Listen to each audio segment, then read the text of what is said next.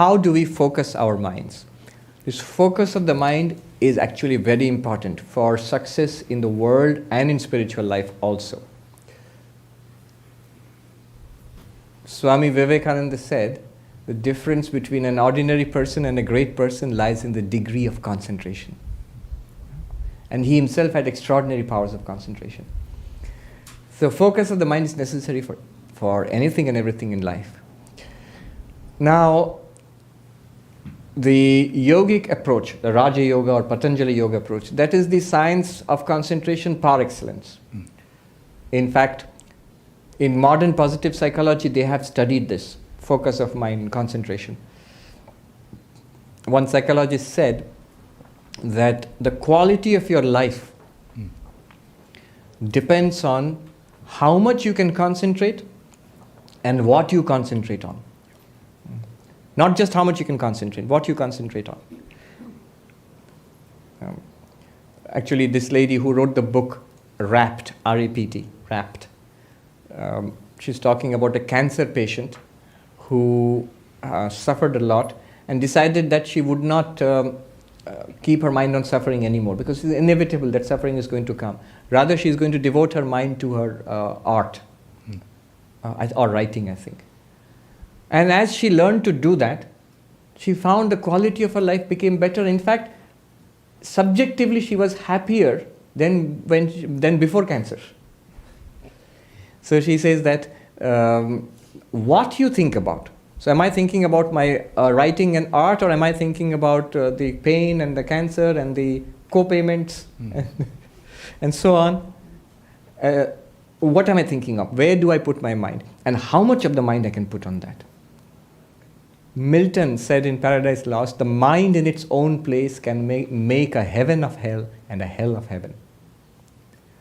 So it has been studied. A classic book in this regard is Mihai Csikszentmihalyi's Flow. You're aware of that book? Yeah. So he has studied this phenomenon of attention and its link with the quality of life. And in fact, he mentions Patanjali Yoga there. He says, the best methodology that I have seen for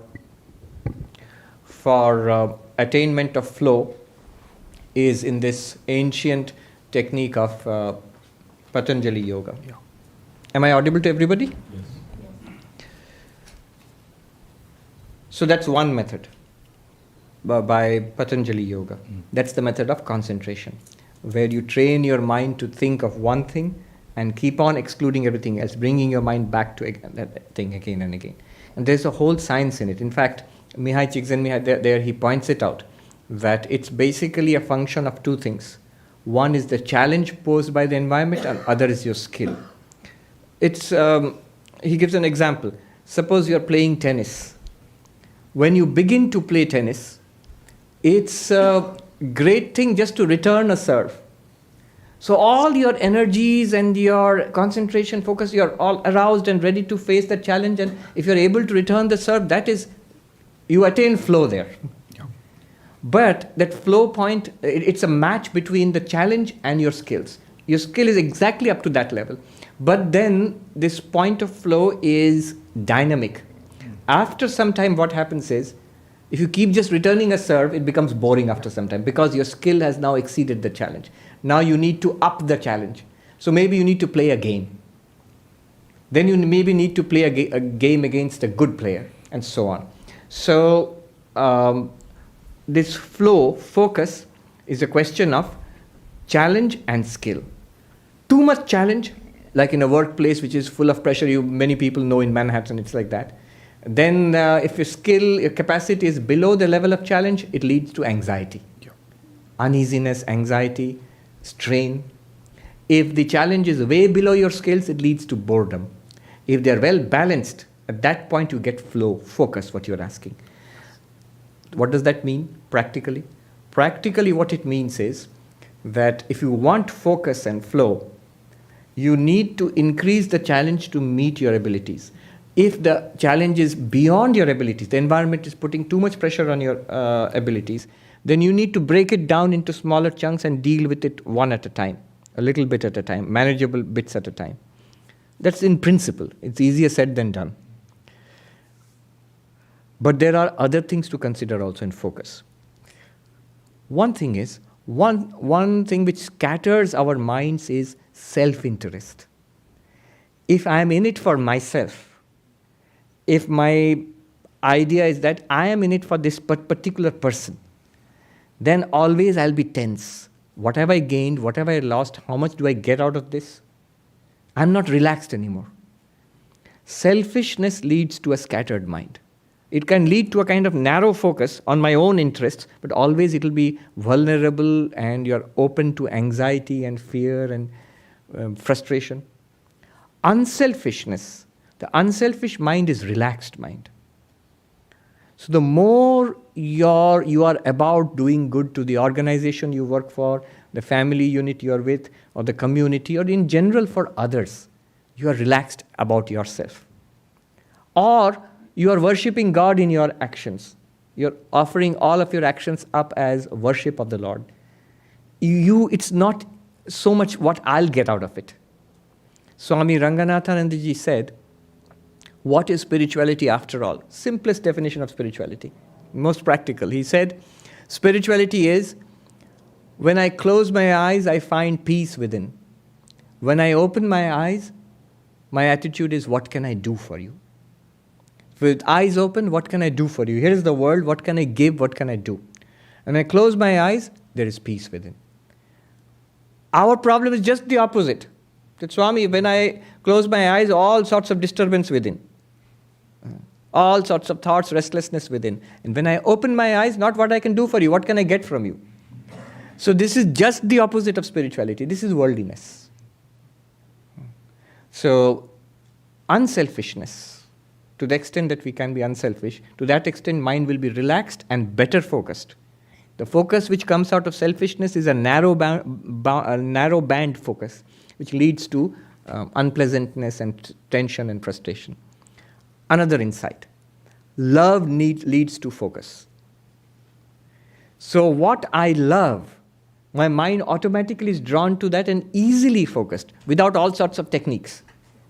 You don't have to do this breathing technique, this thing and that thing. It automatically leads to focus there. So for example, a mother in a house looking after the young child, right? So because the mother loves the child, because the mother loves the child, all activities are done. She's cleaning, cooking, taking care of the child's homework, getting ready to take the child to school, and so on. All of that is being done, and yet the mind is focused on the child and the needs of the child, right? So love leads to focus. Bhakti, devotion to God, leads to focus automatically and easily, without effort, effortlessly so.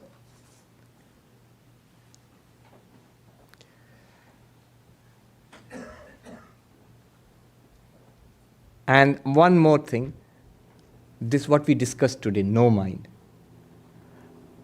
When you realize that you are that one existence consciousness bliss, and all of this world is your appearance, then the mind remains calm and steady, like the unflickering flame. Look at the mind of that prince, the story of the princess of Kashi.